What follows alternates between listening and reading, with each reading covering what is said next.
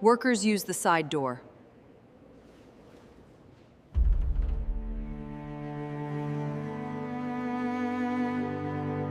One sentence changed everything. Workers use the side door. Aaron Pike had heard those words before, but never with his 9-year-old daughter standing beside him.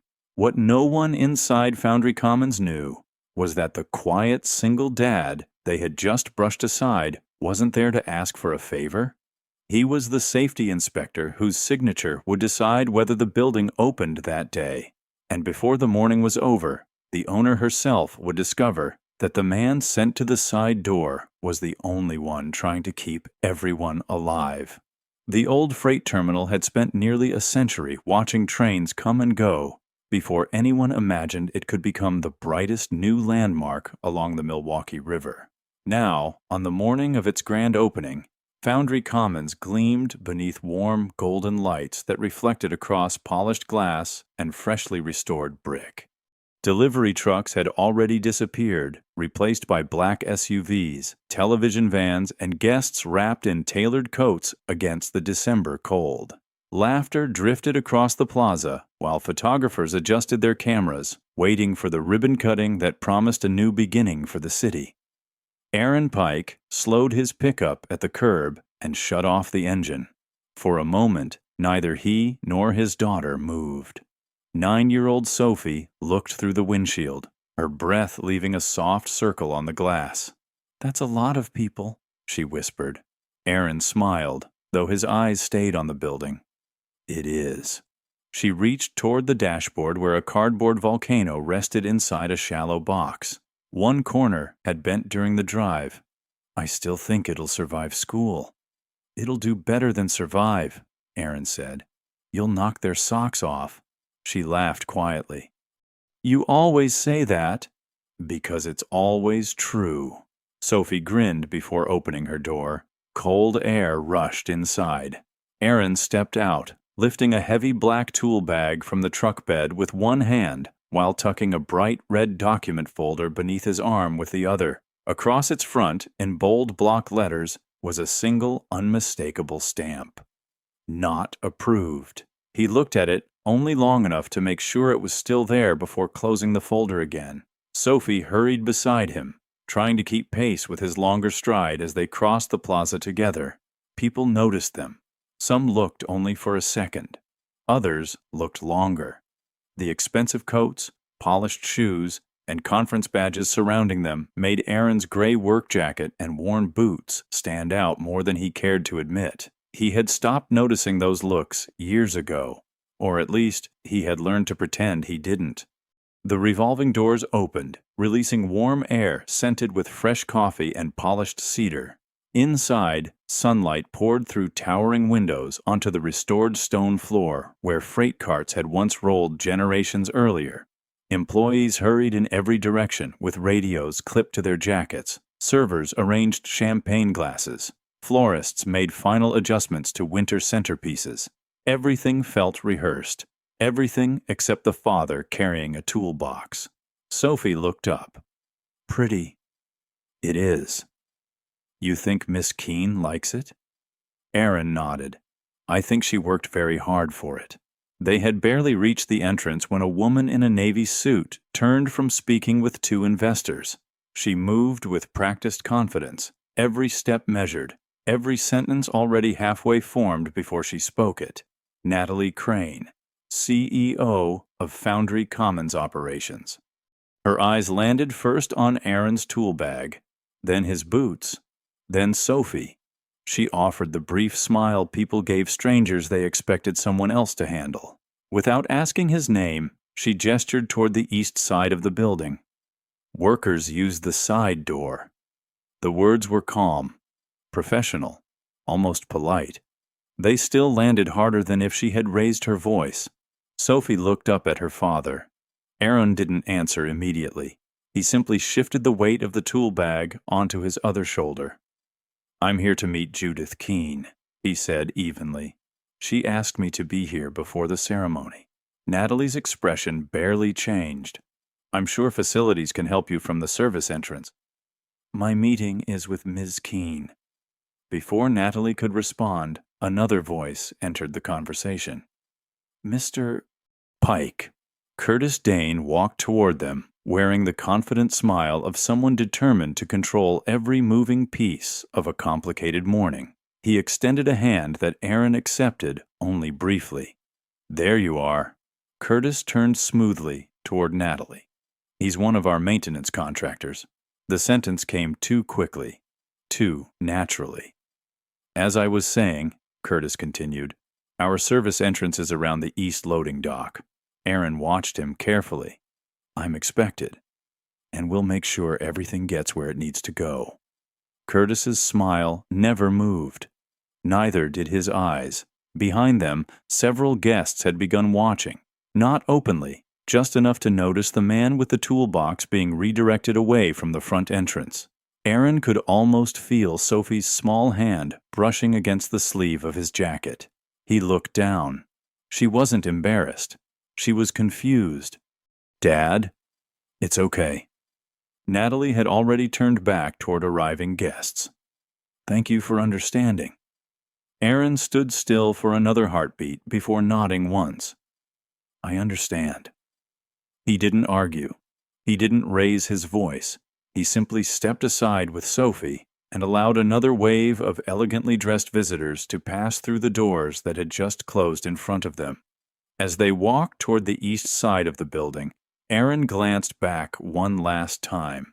Above the main entrance, a small indicator light beside the automatic emergency lock flashed, green. Then, for less than a second, red. Then green again. Most people would never have noticed. Aaron did. He slowed almost imperceptibly. Something wasn't right. Curtis noticed where he was looking. For the first time that morning, the confident operations director looked uncomfortable. Aaron spoke quietly.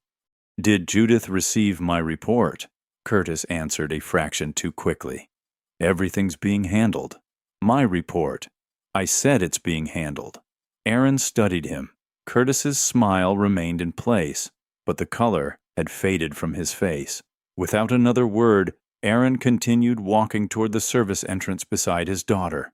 Behind them, applause erupted as another group of honored guests entered through the front doors. Ahead of them stretched the narrow delivery lane reserved for workers. Between those two entrances lay a question Aaron couldn't ignore. If Judith Keene had personally asked him to come before anyone cut the ribbon, why didn't the woman running the building even know who he was? Aaron let the question sit in silence as he and Sophie followed the painted arrows leading toward the loading dock. The music from the front plaza faded behind them, replaced by the steady hum of refrigeration units, the beeping of forklifts backing into position, and the metallic rattle of rolling carts crossing the concrete. It felt like two different buildings. One entrance welcomed investors with polished glass and fresh flowers. The other welcomed workers with stacked pallets, damp cardboard, and the smell of hot coffee mixed with machine oil. Sophie tightened the scarf around her neck. Do people always come in through here? Aaron glanced around before answering. Most of the people who make places run do. She looked back toward the front entrance they had just left. It doesn't seem fair. Aaron smiled gently. Fair and normal aren't always the same thing. She thought about that for a moment before quietly slipping her small hand into his. As they reached the service corridor, Sophie noticed the familiar copper washer tied to the zipper of Aaron's tool bag with faded purple yarn. She lifted it carefully between two fingers. The return ring, Aaron chuckled. You still call it that. You promised never to take it off. I remember. When you fix doors, it means you'll always come home. He looked at the little washer swinging gently from the zipper. Years ago, she had found it inside one of his spare hardware boxes and insisted it looked like a tiny circle with no ending. She had threaded purple yarn through the center with clumsy little fingers and tied 3 uneven knots. It's a circle, she had declared, so no matter where you go, you always come back. Aaron had carried it ever since. Sophie smiled. You didn't forget. I couldn't if I tried. She nodded, satisfied. Then her expression shifted. You'll still get me to school before 3? Aaron looked toward the towering brick building, then at the red folder tucked beneath his arm, then back at Sophie. I promised. You missed my winter concert. His smile faded. I know. You said work couldn't wait. Aaron took a slow breath. I was wrong. Sophie lowered her eyes. I don't want my science presentation to become another thing we only talk about later. The words landed softly, harder than accusations ever could. Aaron crouched until they were eye level. I'm getting you there. She searched his face. You mean it? I do. She wrapped both arms around his neck for only a second before letting go. I believe you. The hallway widened into the employee receiving area, where cooks hurried between swinging kitchen doors while delivery drivers checked invoices against clipboards. Everything moved fast. Everything had a deadline. Near the freight elevator, Aaron's nearly discharged phone vibrated. Unknown caller. He answered immediately. Mr. Pike? The voice crackled beneath layers of static. It was Judith Keene. I've been trying to reach you. So have I. I need you to tell me before anyone cuts that ribbon. The signal broke apart. Whether the building... Another burst of static swallowed the sentence. Tell me the truth. The call disconnected. Aaron looked at the black screen. Battery critically low. Then it died completely. Sophie watched him. Was that her? He nodded once. What did she say? Not enough. Before either of them could speak again, Curtis Dane appeared from a side office carrying a tablet beneath one arm. There you are. His smile looked exactly the same as it had at the front entrance, only now it felt rehearsed. I've got a room ready where we can finish your paperwork. Aaron didn't move. I need to speak with Judith. Curtis spread his hands. She's entertaining donors. She called me. I'm sure she'll catch up with you later. Aaron held his gaze. My report, Curtis answered almost before the sentence finished.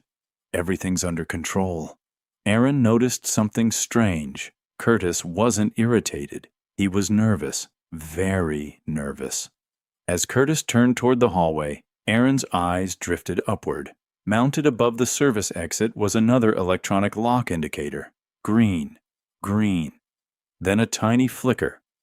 Red. Back to green. So quick most people would never notice. Aaron noticed, and this time he wasn't looking at the light alone. He was watching Curtis. Curtis saw the flicker too. For the smallest fraction of a second, the confident operations director stopped breathing.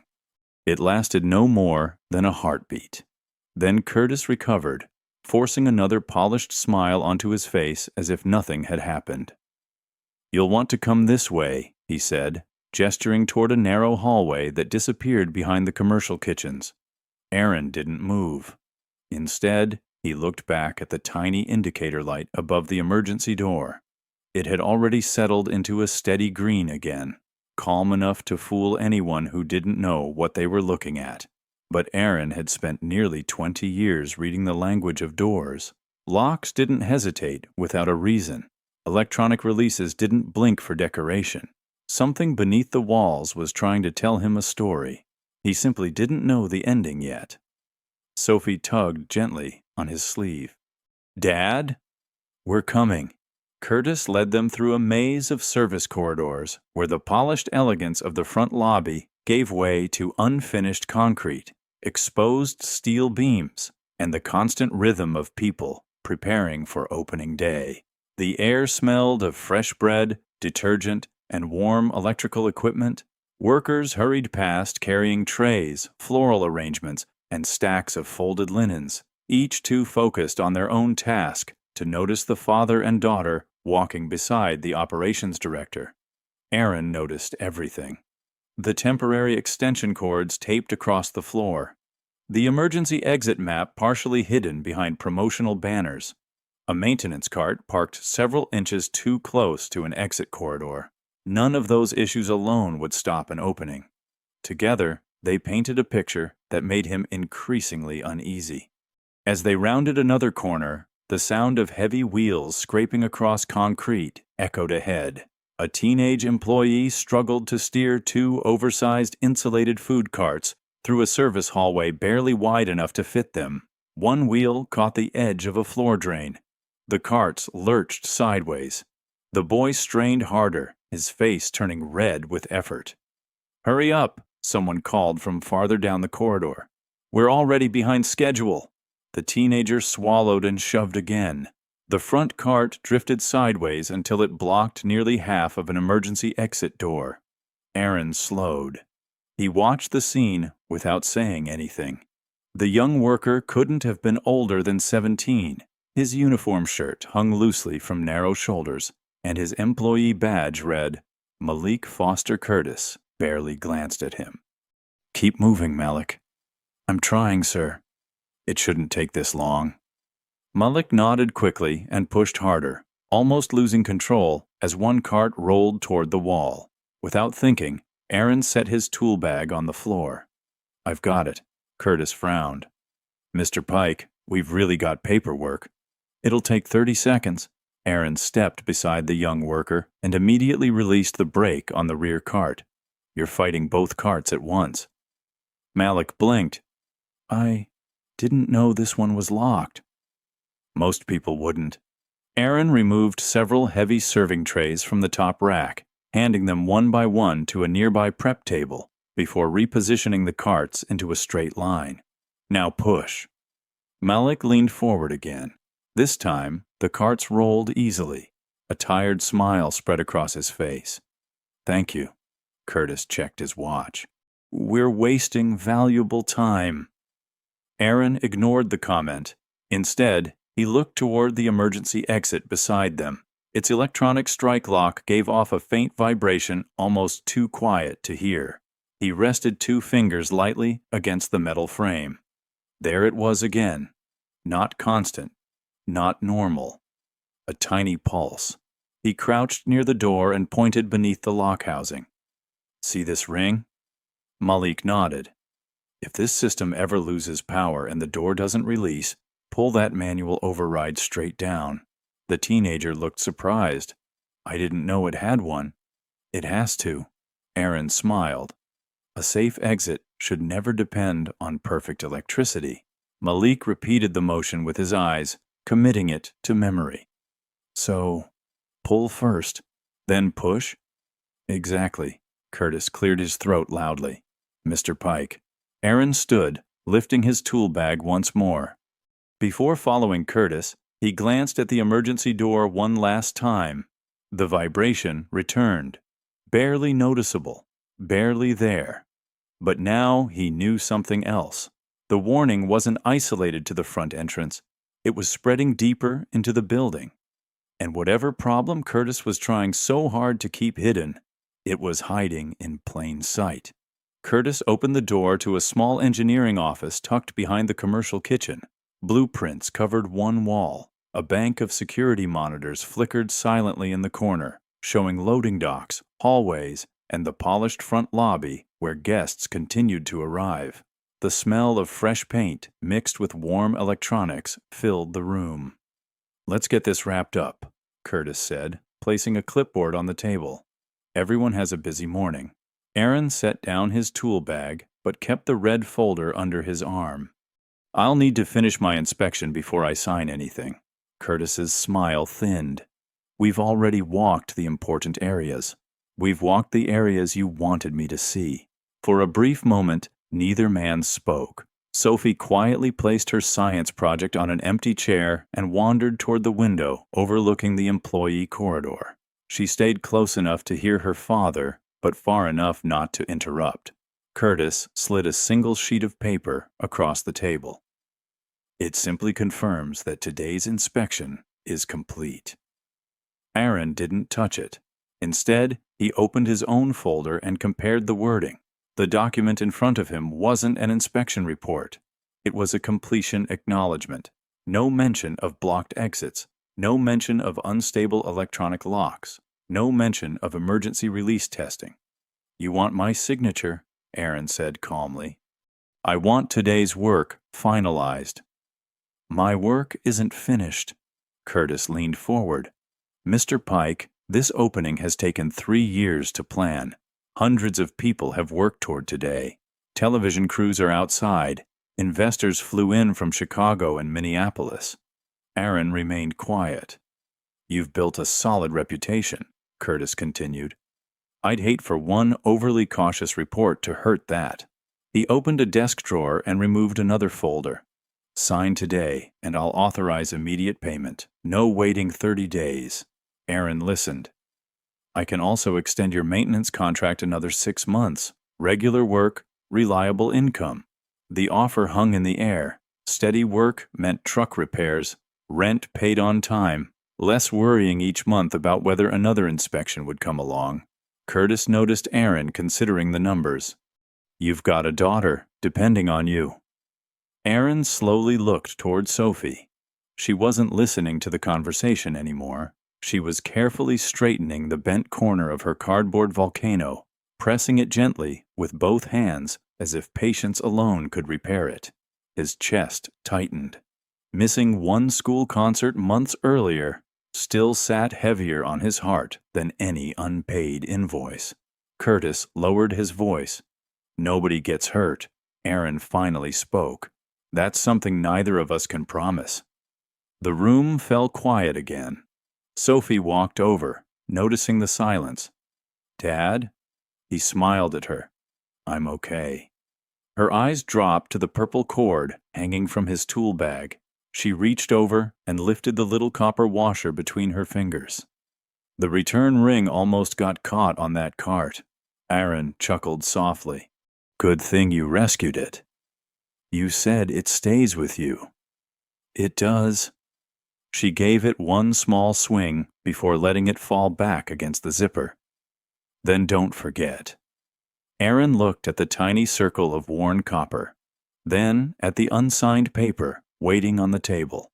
Curtis tapped it once with his pen. "So." Aaron picked up the document. For one hopeful second, Curtis relaxed. Then Aaron placed it back on the table exactly where it had been. "I'll finish the inspection first." Curtis's expression hardened. "You're making this much more difficult than it needs to be." Aaron met his eyes without raising his voice. "No." He rested his hand on the red folder.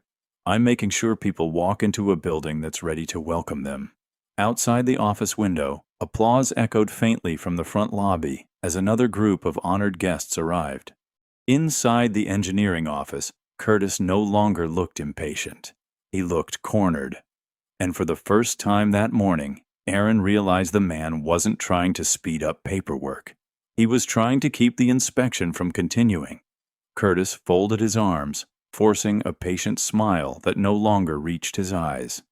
"Mr. Pike, every minute we spend debating this delays people who have jobs to do," Aaron answered without raising his voice.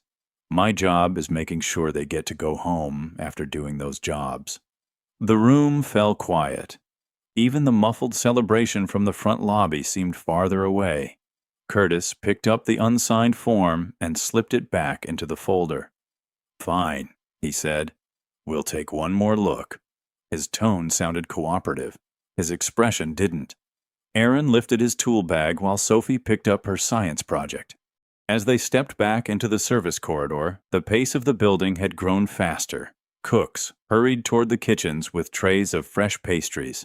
Event staff carried flower arrangements toward the ballroom. Security officers checked radios as television crews finished setting up outside. Everyone was moving toward the opening. No one seemed to notice how close several temporary decorations had been placed to emergency equipment.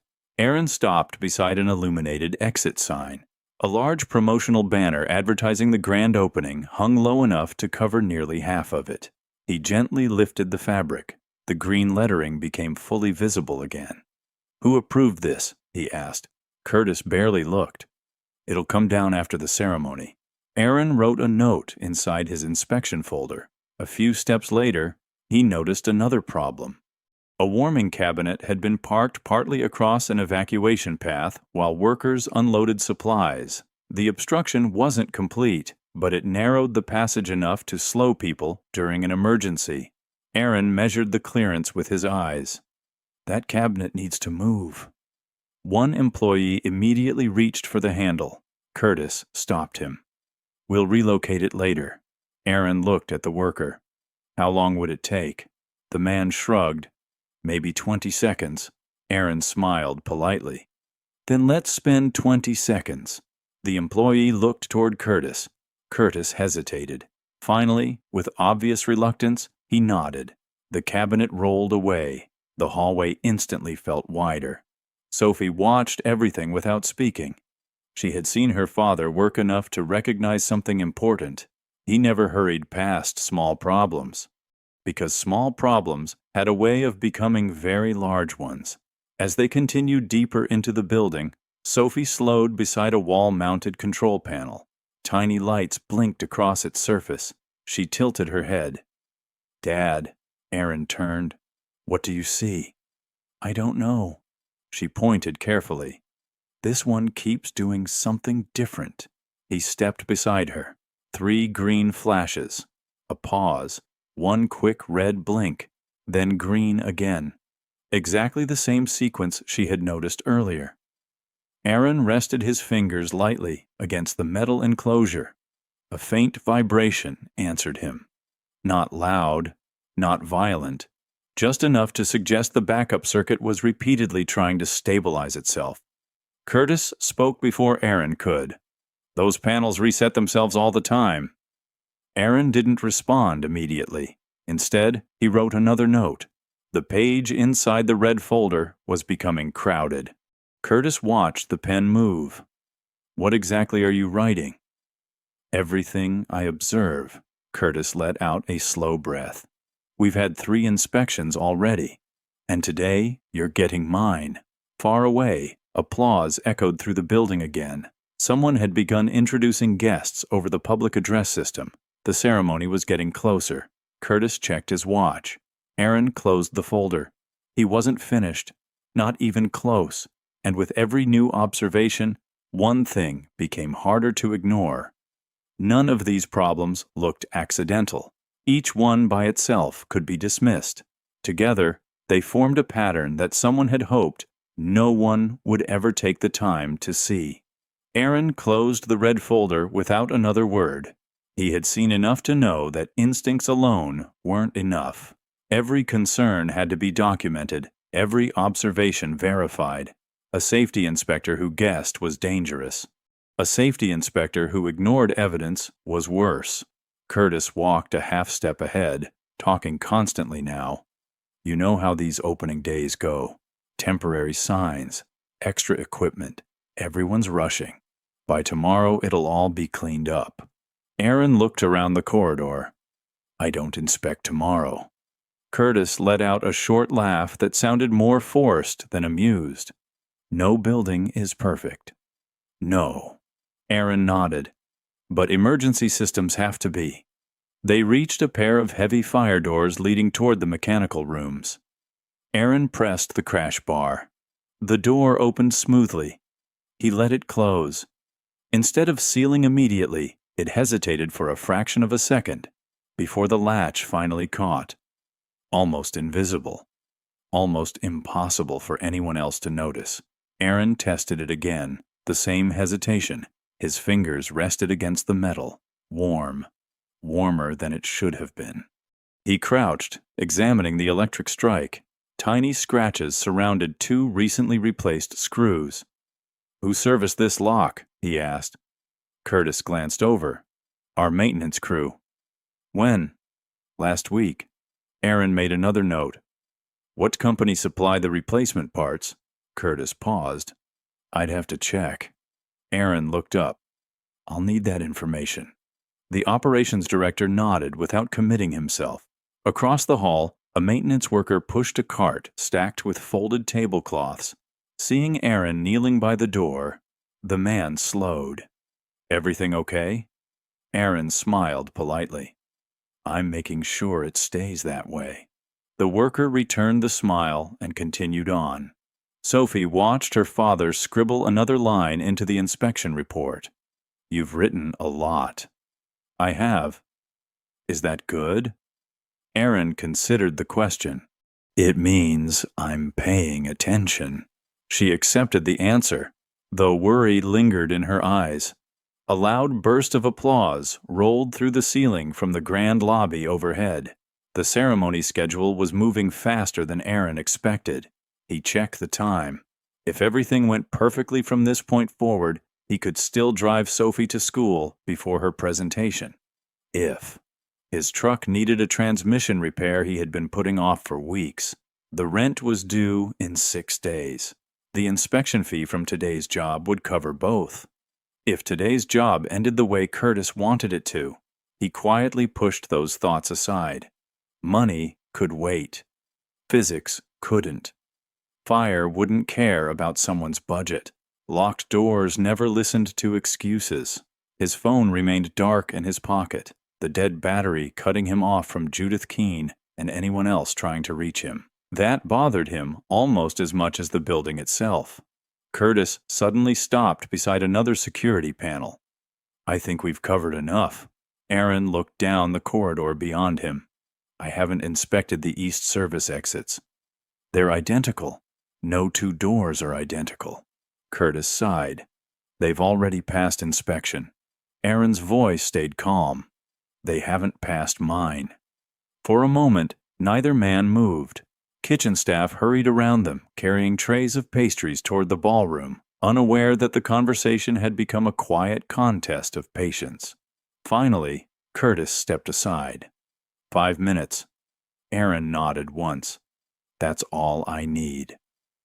As they headed toward the east corridor, Sophie glanced at another wall-mounted control panel. 3 green lights. 1 quick red blink, then green again. She frowned.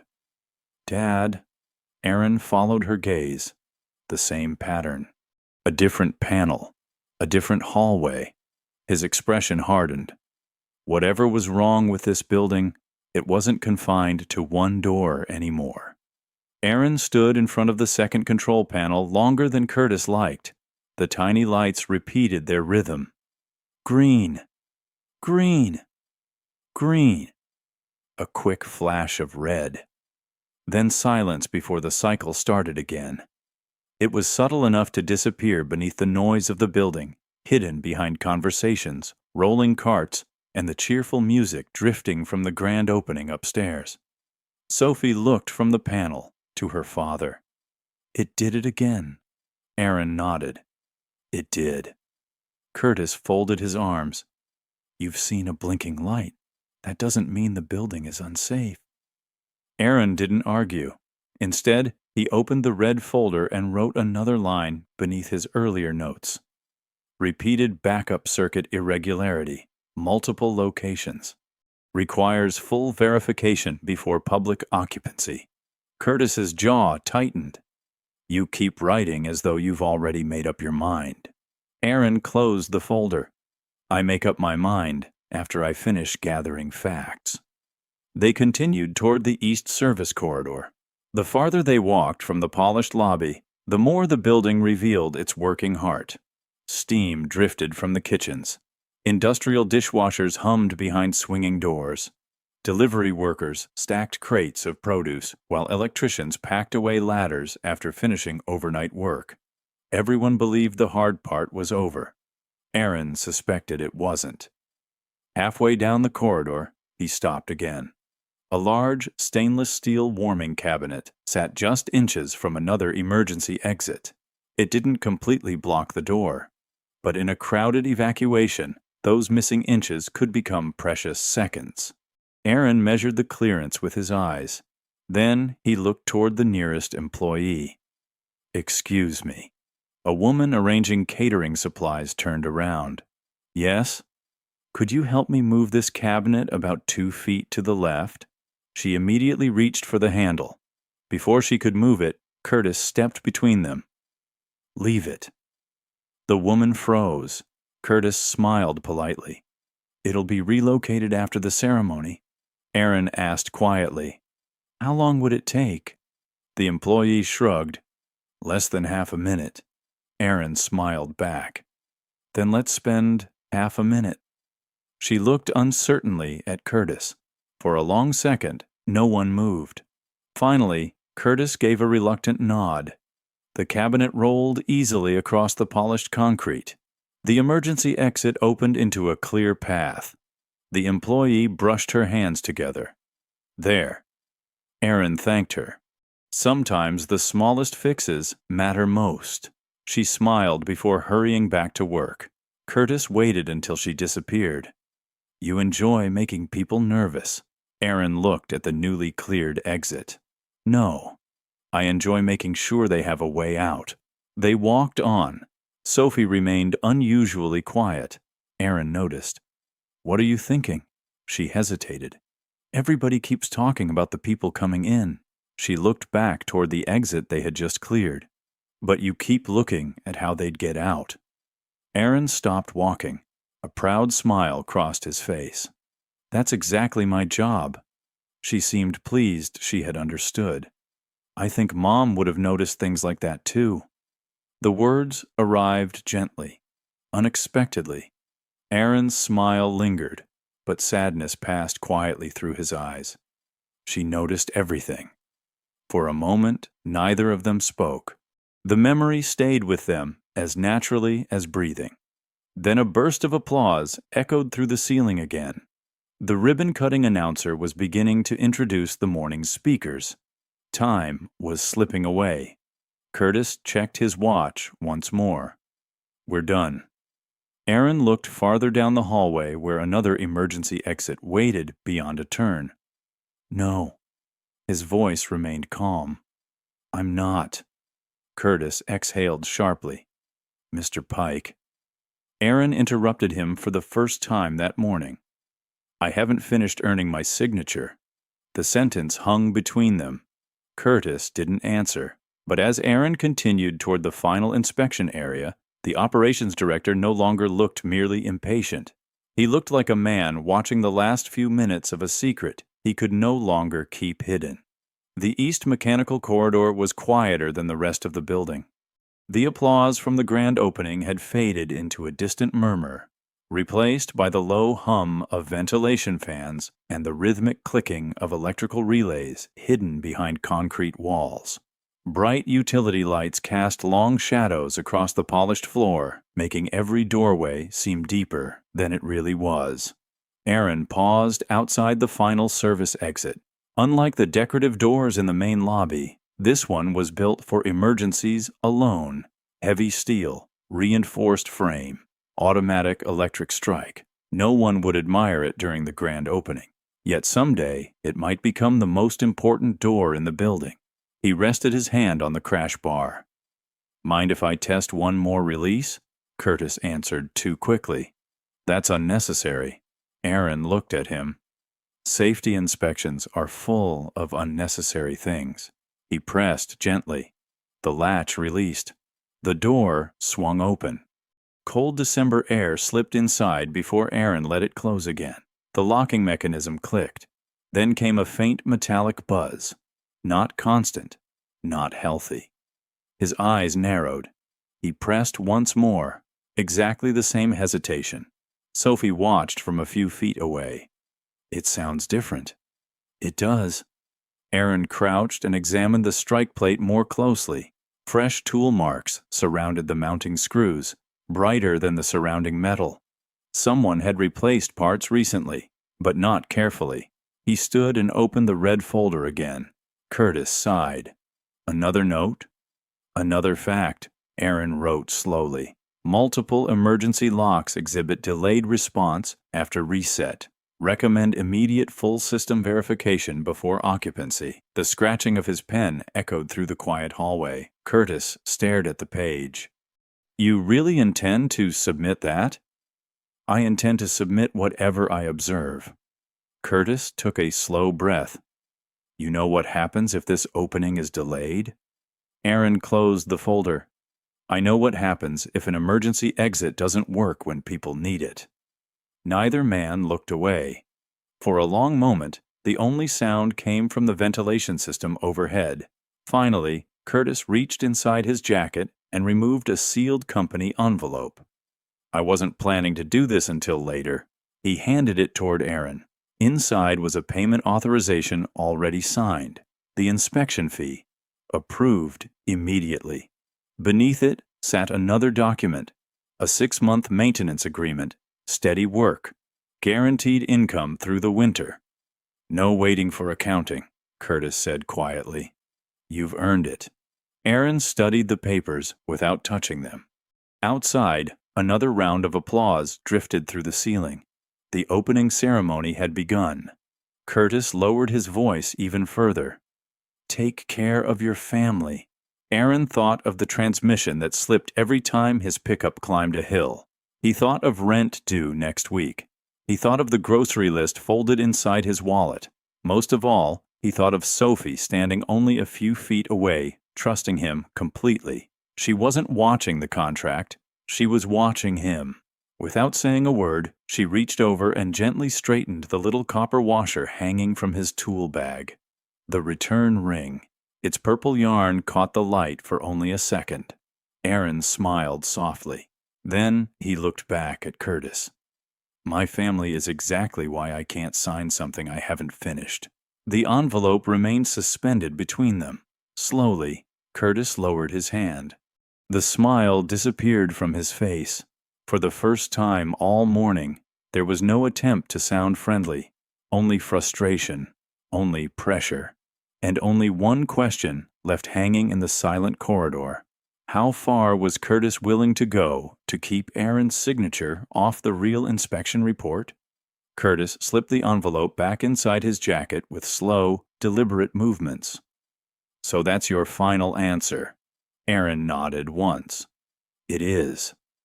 The operations director studied him for a long moment before forcing another professional smile. I was trying to make this easy. I know. You've got a truck that needs work. Aaron said nothing. You've got rent coming. Still nothing. And you've got a little girl who deserves a father with steady contracts instead of temporary inspection jobs. Sophie looked up, sensing the change in Curtis's voice more than understanding his words. Aaron rested a reassuring hand on her shoulder. My daughter deserves a father who tells the truth. The hallway fell silent. Curtis's smile disappeared completely. Truth is expensive, Aaron answered quietly. So are funerals. The words landed between them without anger, without drama, just simple certainty.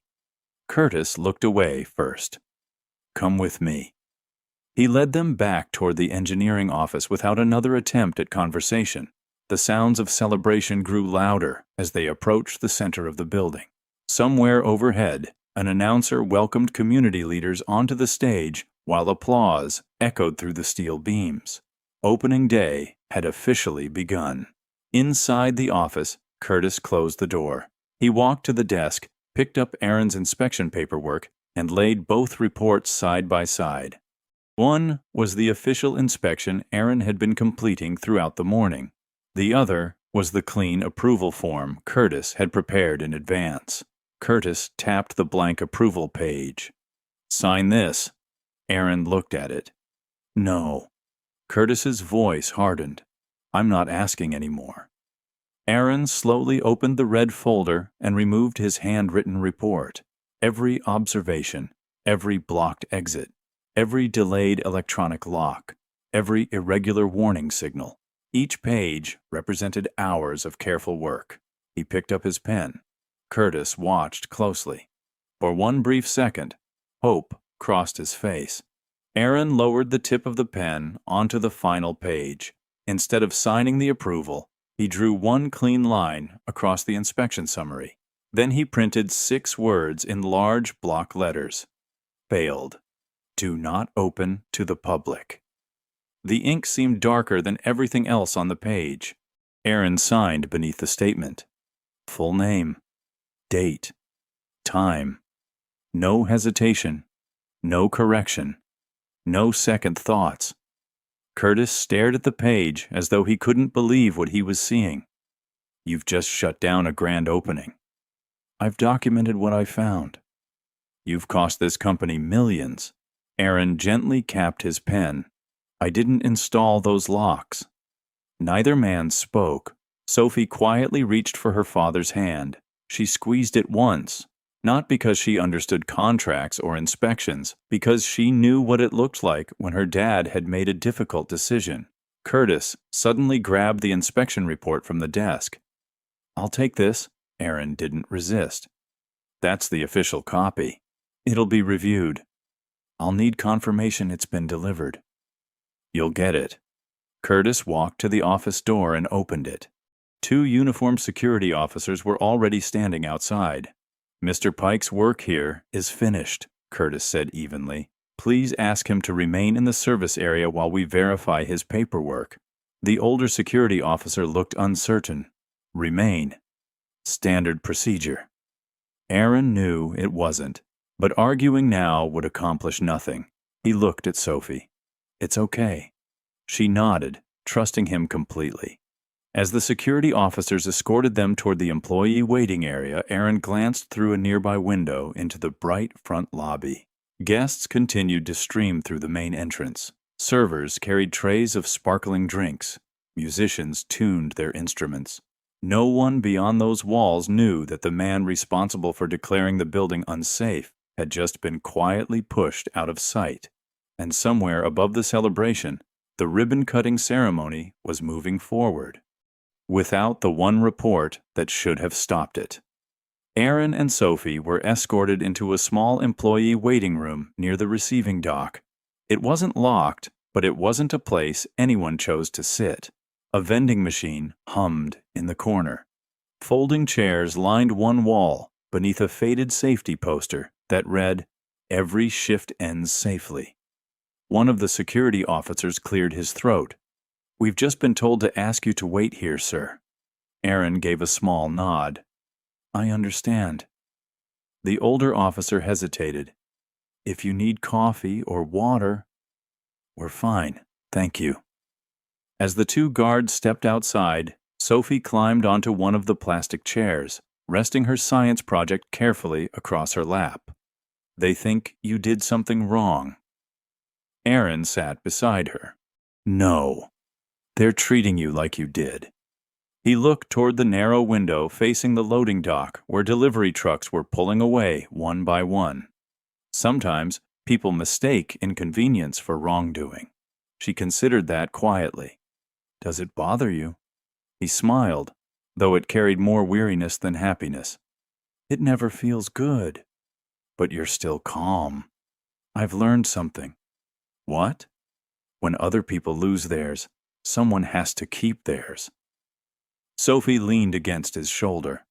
Outside, the muffled voice of the master of ceremonies echoed through the building speakers. Please welcome our CEO, Natalie Crane. Applause rolled across the walls. Aaron closed his eyes for only a second. The opening had begun. His report hadn't reached Judith. That thought troubled him more than anything Curtis had said. A few minutes later, the younger security officer returned carrying 2 paper cups.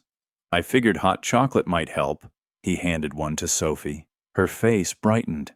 Thank you. My granddaughter likes it with extra marshmallows, he said with an embarrassed smile. Couldn't find any. This is perfect. Aaron accepted a cup of coffee. I appreciate it. The officer lowered his voice. I don't usually ask questions. Aaron waited. But, are you really the inspector? I am. The one who decides whether the building opens? Aaron nodded once. Before the guard could say anything else, Curtis appeared at the doorway. There you are. The officer immediately stepped aside. Curtis looked directly at Aaron. I've informed Ms. Crane that your inspection is complete. Aaron frowned. That's not what happened. Curtis ignored the correction. The ceremony is already underway. My report says the building failed. Curtis's expression never changed. I'll handle the paperwork. Aaron slowly stood. No. Curtis met his eyes. No, my report isn't paperwork. It's an opinion. It's a signed safety determination. For the first time, the younger security officer looked from one man to the other, realizing this wasn't a disagreement about invoices or schedules. It was something much larger. Curtis's voice became colder. You've made your recommendation. I've made my decision. You don't decide what happens next, Aaron answered quietly. I already did. Curtis turned without another word and walked away. The hallway fell silent again. Sophie looked up at her father. Is Miss Keene ever going to see your report? Aaron stared at the closed door. I don't know. That was the hardest answer he'd given all morning. He had trusted that the system would work. Now he wasn't sure the system had ever been given the chance.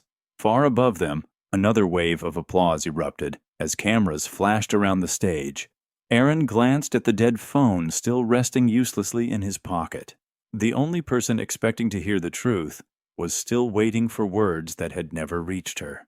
On the second floor, Natalie Crane stood beneath the restored steel trusses that had made Foundry Commons famous decades earlier. Television cameras pointed toward the stage.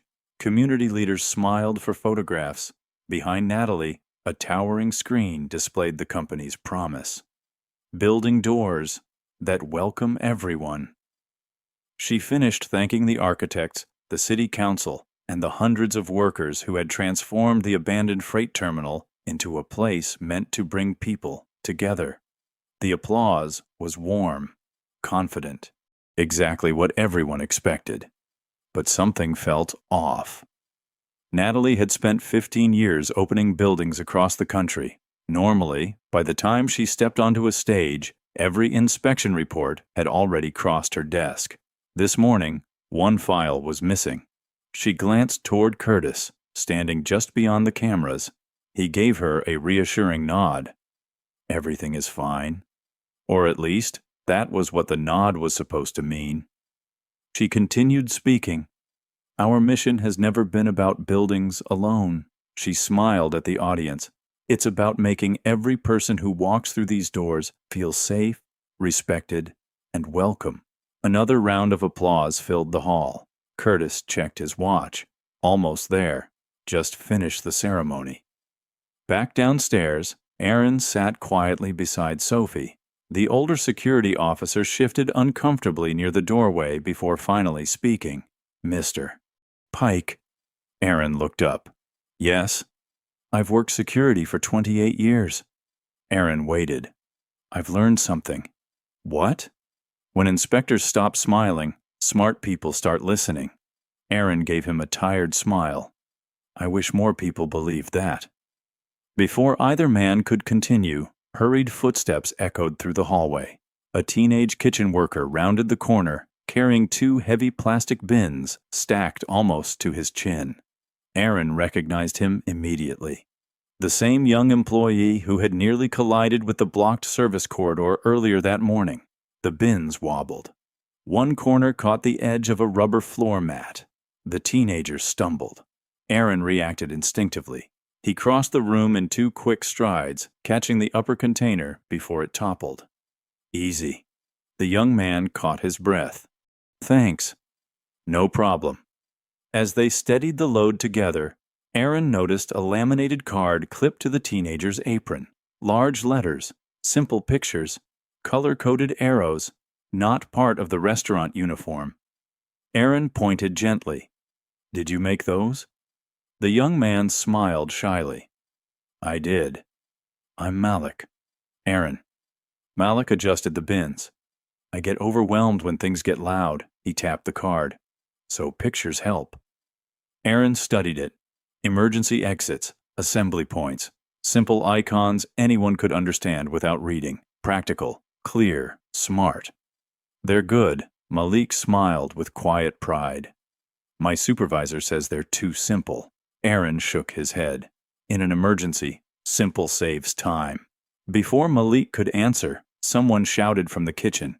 Malik, we need those desserts now. I'm coming. He hurried away. Aaron watched him disappear through the swinging doors. Sophie looked after him. He seemed nice. He did. He looked nervous. So did everyone else. Aaron's eyes drifted toward the hallway leading back into the building. He couldn't explain why, but seeing those simple evacuation cards reminded him of something important. People didn't panic because they were weak. They panicked because nobody had shown them where hope was. Above them, Natalie reached the final sentence of her speech. "It is my honor." She accepted a pair of ceremonial scissors as cameras crowded closer. "To officially welcome everyone to Foundry Commons."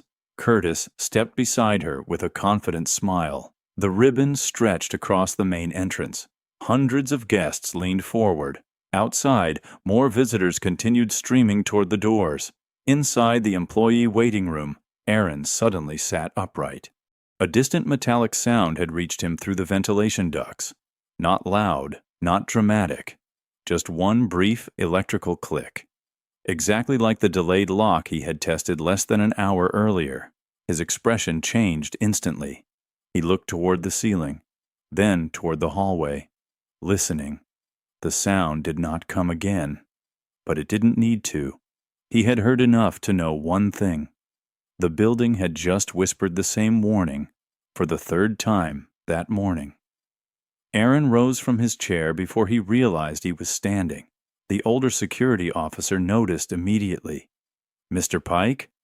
Aaron held up one finger. "Listen." The room became still. The vending machine hummed. A delivery truck backed toward the loading dock, its reverse alarm beeping steadily outside. Nothing else. Sophie watched her father's face. "You heard something." "I did." "What was it?" "I'm not sure yet." He walked to the hallway door and rested his hand lightly against the metal frame. Years spent inspecting buildings had taught him that structures spoke in tiny ways. A relay clicked a fraction too late. A motor strained 1 second longer than normal. A latch hesitated when it should have been instant. Most people never noticed. Aaron had built his career on noticing. The older guard stepped closer. "Can you tell where it came from?" Aaron slowly shook his head. "The access control system." "The doors?" "Or the controllers behind them." He looked toward the ceiling. If multiple locks are sharing the same fault, they'll often announce it before they fail. The younger guard frowned. "You can hear that?" Aaron smiled faintly.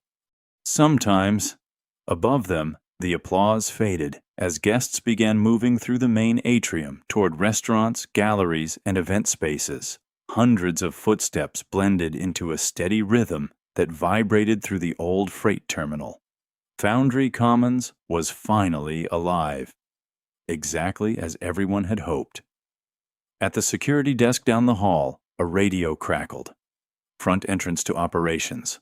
A pause.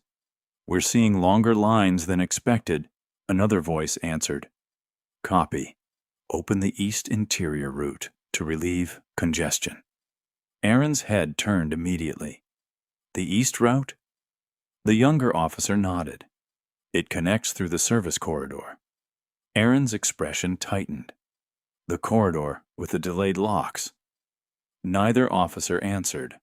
They hadn't known. Aaron looked toward the hallway. "I need to speak with whoever just gave that order." "I'm sorry," the older guard replied gently. "We've been instructed to keep you here." Aaron took a slow breath. "I understand your position." "And ours?" "I do." The older man lowered his voice. "But if you're right..." Aaron met his eyes. "I hope I'm wrong."